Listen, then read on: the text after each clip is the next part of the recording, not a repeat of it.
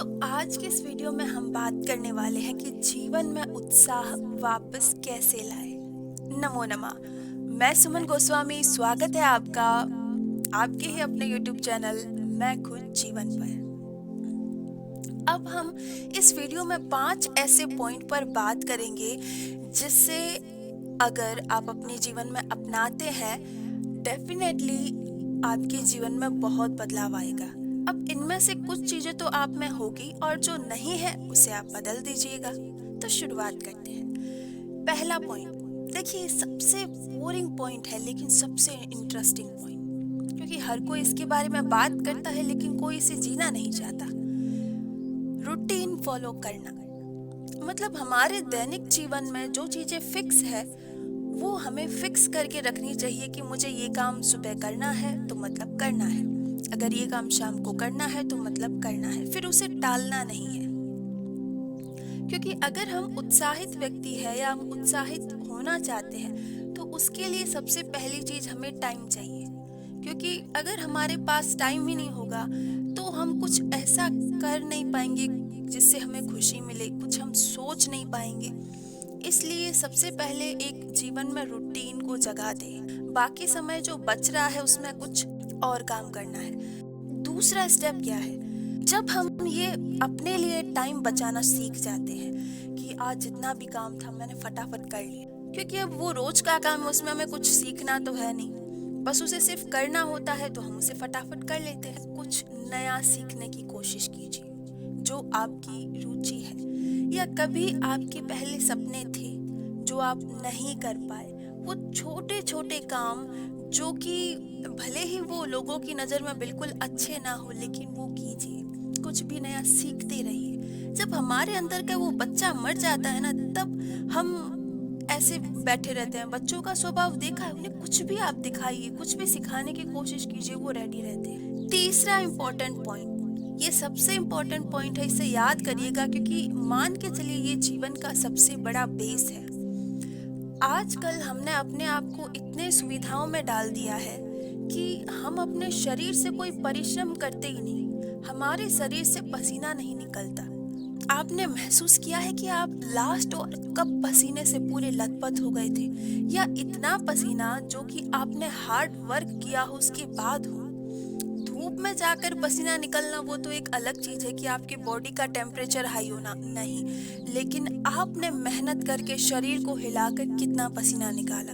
देखिए, जब भी जीवन में आपको शिकायतें हो, और आलसी लोगों के पास सबसे ज्यादा जो डिब्बा होता है, सबसे बड़ा डिब्बा वो होता है शिकायतों का। ऐसा नहीं है, वैसा नहीं है, अभी वो चीजें सेटल नहीं है, यूं नहीं है वो, क्योंकि वो इतने ही बहाने हैं कि बस परिश्रम ना करना पड़े। और आपको लग रहा है कि आप आलस को छोड़ नहीं पा रहे हैं, तो एक चीज को जीवन में अपना कर देखिए। जिन लोगों के हाथ पैर नहीं है या जिन लोगों के पास कम सुविधाएं हैं, बस थोड़ी देर के लिए उन लोगों को जाकर बस देखिए कि वो लोग अपने जीवन को कैसे जी रहे हैं। थोड़ी देर में ही आपको ये अंदाजा हो जाएगा कि आपका जीवन उनसे बहुत ज्यादा बेहतर है। कुछ ना होने के बावजूद भी वो आपसे ज्यादा खुश है। तो आपके भीतर एक चीज जागृत होगी कि मैं क्यों ऐसा हूँ। ऑटोमेटिक आप शिकायतें कम करेंगे। एक बार इसको ट्राई कीजिए। चौथा सबसे इम्पोर्टेंट ये भी है कि आपके दोस्त कैसे हैं। अपने बचपन को याद कीजिए। आपके बचपन में आपके आसपास जो दोस्त होते थे वो हमेशा आपको बुला के ले जाते थे कि आओ आज ना बाहर चलते हैं, मैंने ये नया गेम सीखा है, मैं ये सीख के आया हूँ, और फिर वो आपको बताते थे, फिर आप उसे करने का कोशिश करते थे।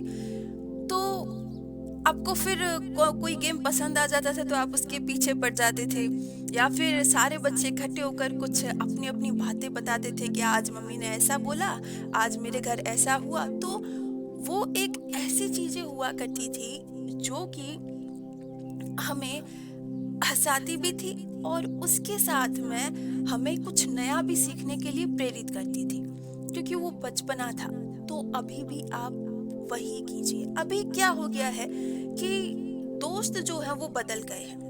बदलने का अर्थ ये है कि जैसे जैसे हम बड़े होते हैं तो हमारे दोस्त जो होते हैं वो अब बचपने की बातें नहीं करते, अब वो बातें करते हैं कि उसके घर में आज क्या हुआ, आज ये चीज हो गई, आज मार्केट में ये सब चल रहा है, आज ये है। तो वो खबरें ला कर देते हैं। तो उससे क्या होता है, या फिर वो चुगलियां करते हैं। इससे हम कुछ ना तो नया सीखते हैं और ना ही हमारे जीवन में कोई उत्साह बढ़ता है।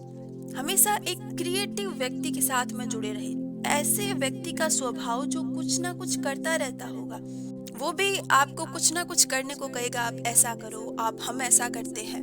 उससे क्या होता है कि आप करना नहीं चाहेंगे, लेकिन जब आपका दोस्त वो होगा और वो आपको बार बार फोर्स करेगा, नहीं आप कर लीजिए, तो वो करेंगे।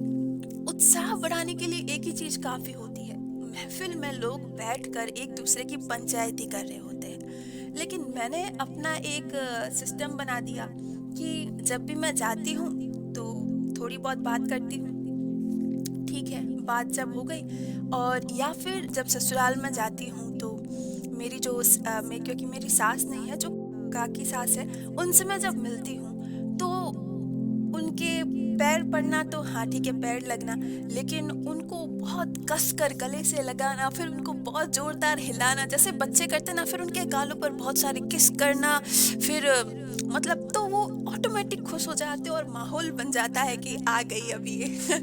तो मुझे पता है कि मुझे उनको कैसे खुश करना है, कैसे, तो बस इसी तरीके से जीवन अपने आप अच्छा हो जाता है, हमें बिना कुछ किए।